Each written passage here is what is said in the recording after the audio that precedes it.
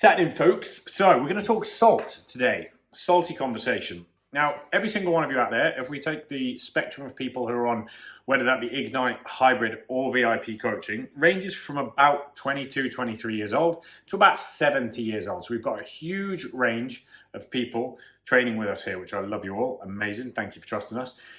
But very often across those generations, what has been taught is that salt is bad. Salt is very, very damaging for you. It's going to give you heart attacks. It's going to send your blood pressure through the roof, all of these types of things. Now, there is some truth, but an awful lot of lacking context in that. Now, the type of salt that is bad for you, it's very, very important, get a pen, write this down if required.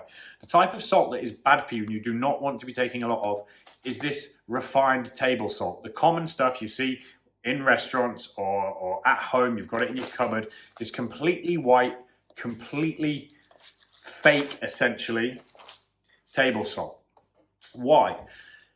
We always remember the golden rule that I say to all of you out there, that if it has gone through a process to get on your plate, you shouldn't be eating it. Now, I'll repeat that again because all of you need to stand by this.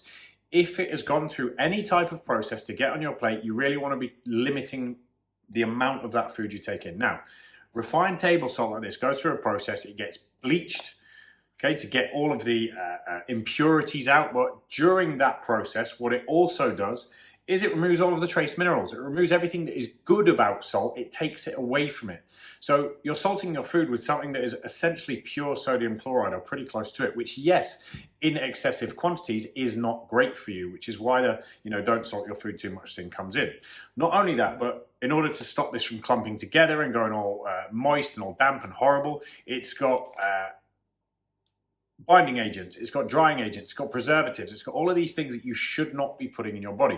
All of these things that you are putting in your body, if you're taking in too much of this type of stuff, alongside the blood pressure issues, etc., is it's potentially going to increase the chemical or toxic load in your body, which affects your menstrual cycle, which will affect your reproductive system. Guys, it affects your testosterone levels, your testosterone production. It affects the amount of body fat you hold, because if you have toxins, xenoestrogens, chemical toxins in your body will actually hold on to fat a little bit more in order to store them.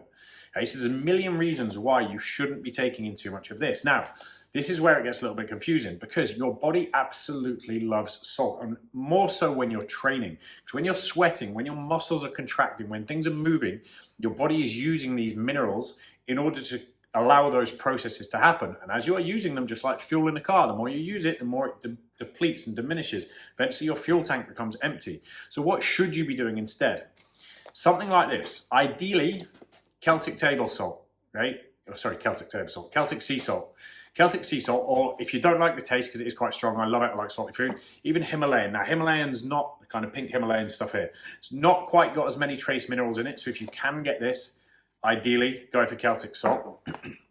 But both of these two salts, they are unrefined. They have not gone through a process to get onto your plate, especially the Celtic. This particular brand you can see there, this is Seba Garden or Seba Garden. You can get it off Amazon really, really easily. As pure as it comes, hand harvested straight off the salt plains, salt areas, into a bag, onto your table.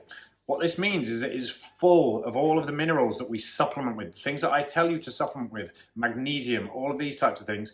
This is full of it. This is a bag full of health. Now, of course, as with anything, you don't go to extremes, but all of you out there who are training, especially if you're training hard, you want to be salting all of your food.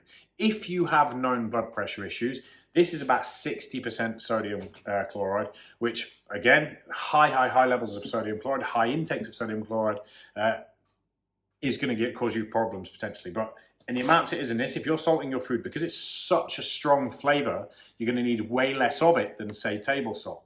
So you should be salting your food as regularly as you can in order to make sure you're replenishing all of these minerals that you're depleting and sweating out during training. Now, what it's going to help you do, as I say, it's going to help you to train harder, it's going to help you train for longer, it's going to help you to bring fluid into the tissues so you're better hydrated, it's going to top up all of these minerals that you're potentially depleting over time. So it's very, very important with you guys out there, especially those of you who are suffering with like headaches, back of your head, this type of thing. Very often that's a mineral imbalance. You need to be taking in more salt. Don't be afraid of salting your food. Over the next couple of weeks, get yourself some Celtic sea salt, or if you can't get that, get some Himalayan salt.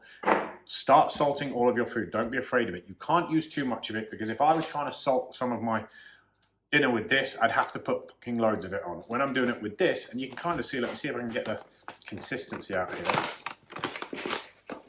Let's see. I don't know how well you can see that, but it's almost damp. It's thick, clumpy.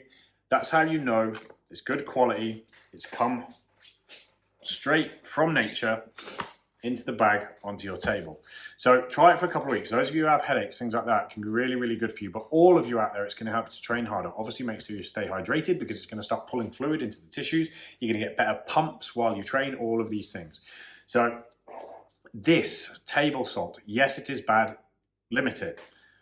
Don't be afraid to properly salt your food with proper salt. As always, with all of this stuff that we see all over social media, all over the internet, context is required.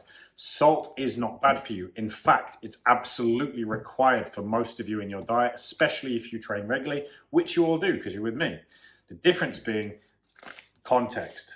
Bad salt, good salt. You simply need to have enough of the good salt, and that's going to be a game changer for you. So that's the thoughts for the evening.